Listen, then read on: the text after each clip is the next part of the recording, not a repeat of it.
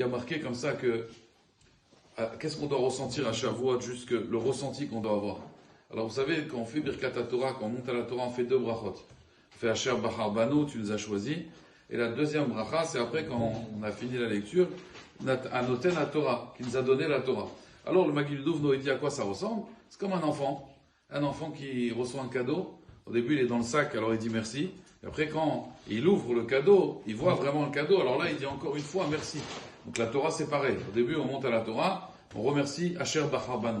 Alors, à Botaï, sur Asher Bachar Banu, il y a Midrash, il demande la question suivante. Moshe Rabbeinu, quand on a reçu la Torah et qu'il y a eu le veau d'or, qu'est-ce qu'il a fait, Moshe Rabbeinu? Il a pris cette Torah et il l'a cassée. Il a cassé cette Torah. De quel droit Moshe Rabbeinu il casse la Torah? On donne la Torah. Si maintenant je vois que c'est pas matim, c'est pas compatible avec le peuple juif, qu'est-ce qu'il aurait dû faire Moshe Rabbeinu? Tu la rends? Ça veut dire quoi ça? Je vais maintenant prendre un vase pour ma femme. Ma femme elle aime pas. Et je le casse et je le rends en magasin.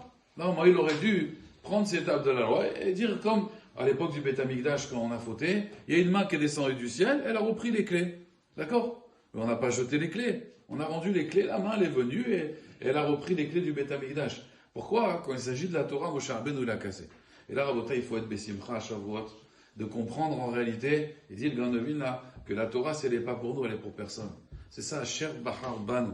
Akadosh Baruch Hu, il nous dit, voilà, la Torah, elle est pour vous. Elle est pour personne d'autre.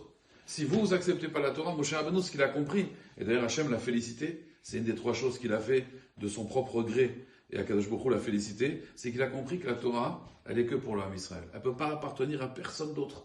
C'est Torah Tzivalanu Moshe Moracha. Moracha, c'est une Yerusha.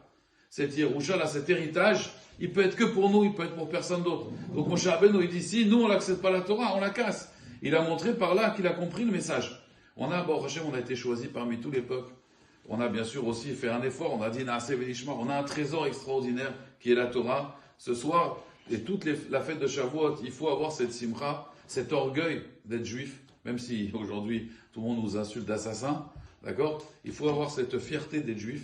Et pour ça, il faut le montrer à Kadosh Baruch Hu. Il faut le montrer à Shavuot. Merci Hachem de nous avoir fait confiance, de nous avoir donné cette Torah. Donc, il faut être saméach, il faut être content, il faut montrer sa simcha, sa joie. Et bien sûr, ce soir, on verra ceux qui sont vraiment joyeux pour la Torah, ceux qui viendront, Bezrat Hachem, étudier la veille. Hazakou.